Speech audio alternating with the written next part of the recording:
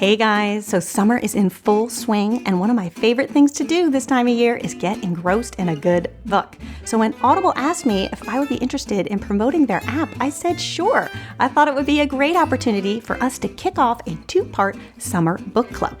So this month and next, I will be sharing with you some of my favorite books found in the app and the recipes inspired by them.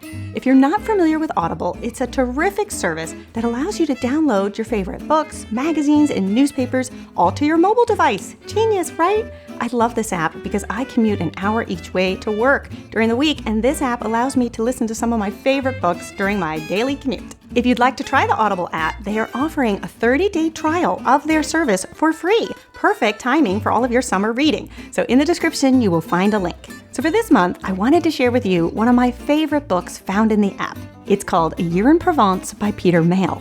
Now, this book has been around for a few years, but for me, it never loses its appeal. It's the true story of an English couple that moves to Provence to buy an old French house in the Luberon region of France and fix it up. And you can just imagine all of their trials and tribulations in doing so, and that's what makes the book so entertaining. So when I think about that book and I think of Peter and his wife sitting on their old terrace in their beautiful French house, I think of them enjoying something like this, a delicious tomato tart Provencal. It's a dish that's very popular in the south of France, especially this time of year when tomatoes are at their peak. And I tell you, it's the perfect thing to have for a summer starter or a light lunch as well. Let me show you how to make it. The first thing we're going to do is create the crust for our tart. So in the bowl of a food processor, you're going to add 1 3/4 cups of flour, 1 teaspoon of salt, and 2 teaspoons of dried thyme. Go ahead and put the lid on your processor and give it a pulse. To that, we are going to add 10 tablespoons of cold butter, diced into cubes. Go ahead and just pulse that processor until all of that butter is incorporated and you have a course meal on your hands. Then in a small bowl, you're going to add 1 egg and 2 tablespoons of ice water. You can whisk that up with a fork, and then you're slowly going to add that to your food processor. Then you'll see you'll start to get a nice dough developing. Then you're going to turn your dough out onto a floured surface. And now you can see that thyme that we added to our flour is now speckled throughout our dough, and it is going to infuse our crust with a delicious thyme flavor. Then we are going to cut our dough in half because we are going to create 2 rectangular tart shells.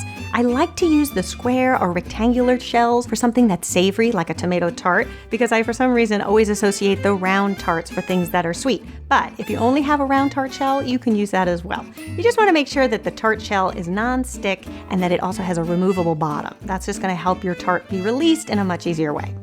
Then you can form your dough into a rectangle. And then another good tip is to take the tart tin and put it just to the side of your dough. That way, when you roll out the dough, you can make sure that you're actually rolling it out long enough to actually fit in your tin. Then you can take your dough and turn it around and roll it out about 5 inches. Then to transfer your dough, here's what I think is the easiest thing to do. Just go ahead and flop it over your rolling pin, transfer it over to your tart tin, press it inside, and then any of the overlap you want to fold inward and then just press it into the tin. This will allow your crust to be a little bit more reinforced on the side, which is a good thing to do anytime you're making a tart. And then go ahead and press the dough into the tin until everything is nice and fitted, and then you can cut off the excess with a sharp knife. You're going to repeat the same process for the second tin, and then your dough is done.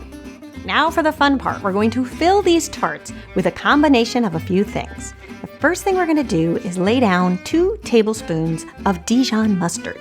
This is a wonderful thing to add because it's a great flavor combination when we layer on the cheese and the tomatoes. It sounds like maybe a strange thing to add, but it'll give this tart a really nice zing.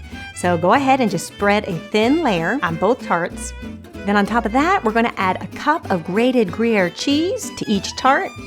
And then it wouldn't be Provencal if we didn't add some herbs de Provence. So many of you know me that this is one of my favorite flavorings out there. And if you're not familiar with it, it's just a really great combination of dried herbs, all the herbs that are found in this region of France. You can actually make your own if you can't find it in the supermarket, and I've put a note in the description on how to do that. Now for the tomatoes, the crowning glory of this tart. Now, I really like to mix them up because I think it's great to mix the colors and the different textures of all the different tomatoes you can find in the supermarket this time of year. So I will usually use 1 red tomato, 1 yellow or orange tomato, and then 1 darker tomato, like a purple tomato or what they call a brown tomato is another good thing to add. You're going to just slice them thin, about 1/4 inch, and then I like to alternate the colors. So maybe you do a red one, and then an orange one, and then a brown one. Whatever color pattern you like best, go ahead and do that, and just fill out the bottom of each tart. Then, all of the different gaps that you see that are still left, we're gonna fill those in with some cherry tomatoes. And you can also find heirloom multicolored cherry tomatoes, which are also a great thing to add. So you can go ahead and just slice those as well, and fill in all the gaps. Again, alternating the colors. Then the final thing I like to do before baking them is just pop them in the freezer or the refrigerator for at least 10 to 15 minutes, just so that that dough has a chance to firm up, which will really help when it hits the hot oven. If the dough is not firm when it hits a hot oven, it's going to sort of sink down and become misshapen. So it's much better if you want to preserve the beautiful shape of the tart to make sure that it's nice and chilled. Then you're gonna bake your tarts at 400 degrees for anywhere from about 30 to 35 minutes, just until that pastry is golden brown and you can see that the tomatoes are nicely baked. Go ahead and take your tarts out of the oven and you can let them cool slightly.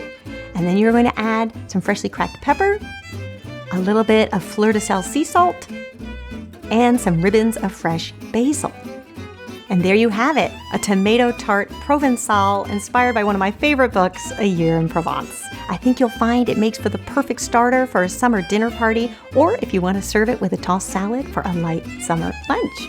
I hope you guys give this one a try and let me know what you think. And I also hope that you try the Audible app. I think you'll find in the summer when you're traveling or in your car, it is a great thing to keep everybody entertained. All right, you guys, I will see you back here next week when I'm going to share with you one of my favorite French pastries, a Paris-Brest. I'll see you then. Bye.